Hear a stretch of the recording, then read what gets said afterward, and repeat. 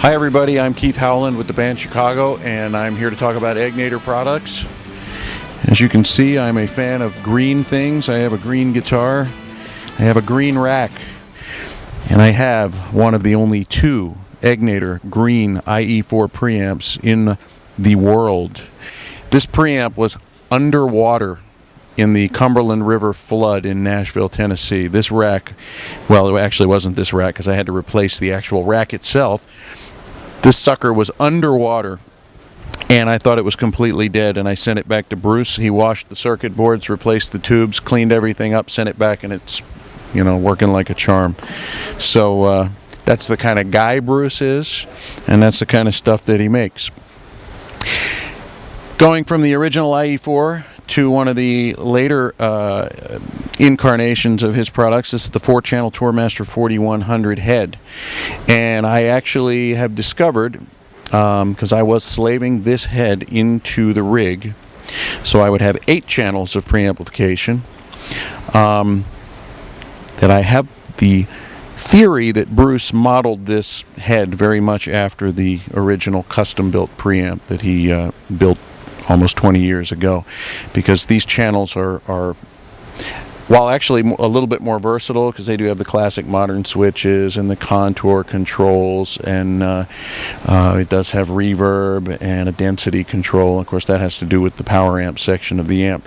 But basically, the voicing of this thing is so close, it's scary.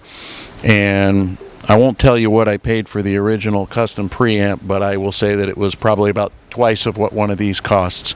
And this, you actually get a 100-watt power section and an effects loop, and so I don't know how he did it, but it's a pretty cool thing. And this little guy here is the one that has shocked me probably more than anything, and that is the Rebel 20.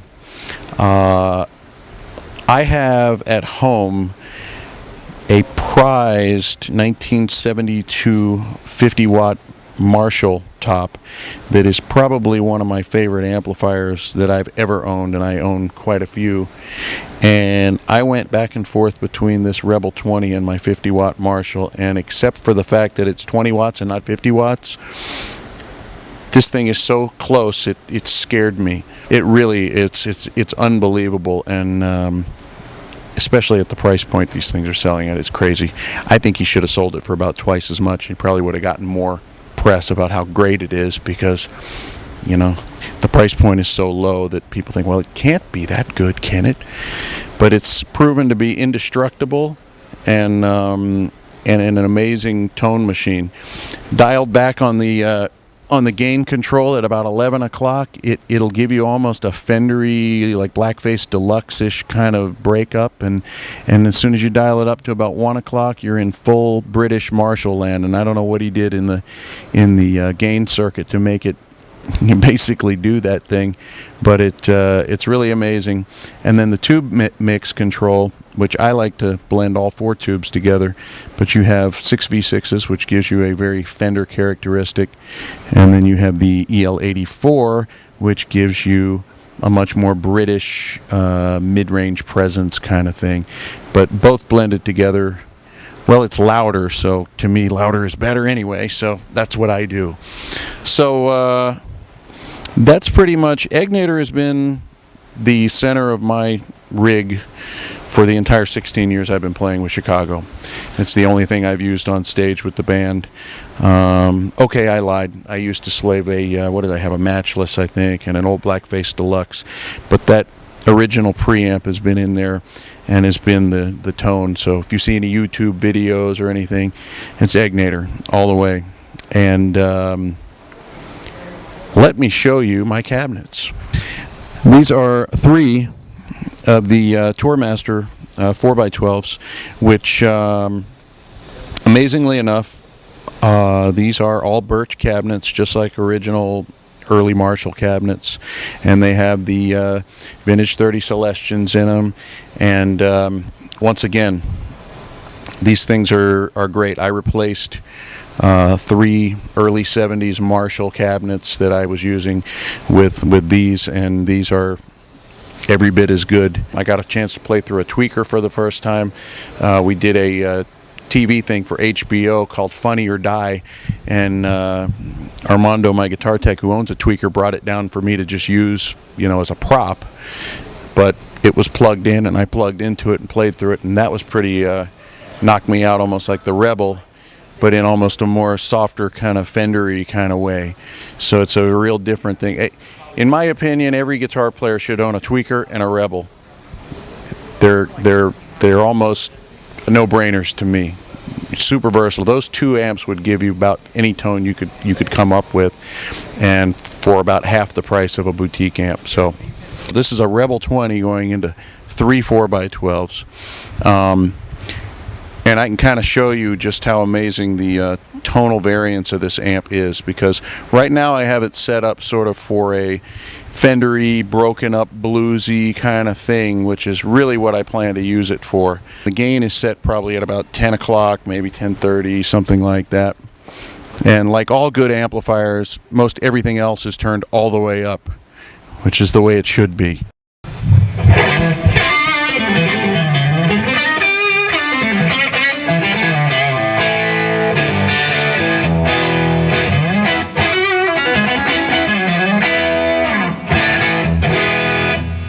Pretty fat, don't you think? Just as an example of a contrast, Rebel, hit the switch, preamp.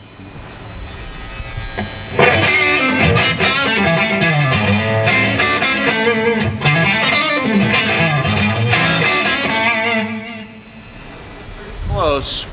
From a playing standpoint, the Rebel, the fact that it's being slaved and the power amp section is actually compressing, it feels better to play through the Rebel right now than the preamp. Tonally very similar. Now, if I go over here,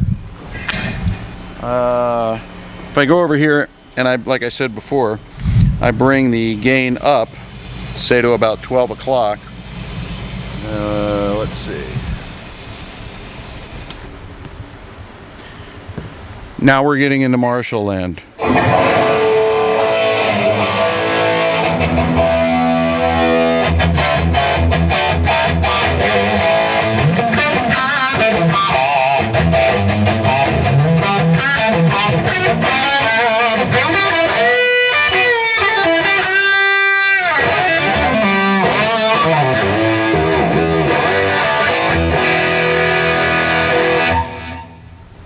And as a contrast there, oh yeah, mic please. And here's a third channel of the preamp.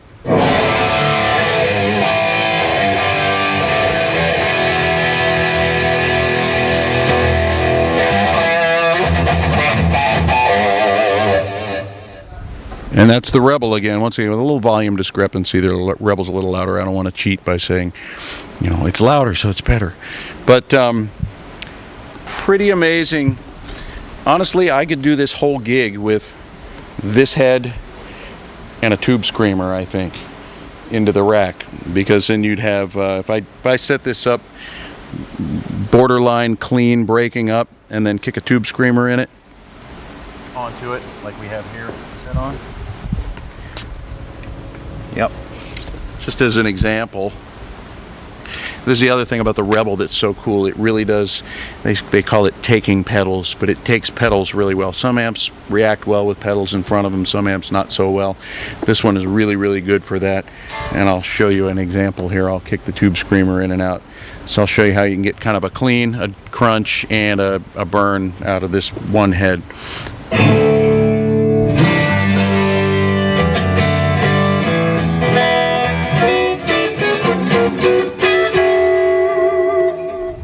Right, clean.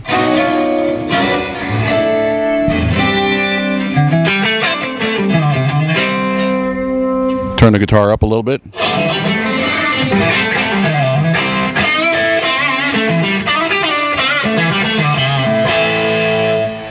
Right, tube screamer.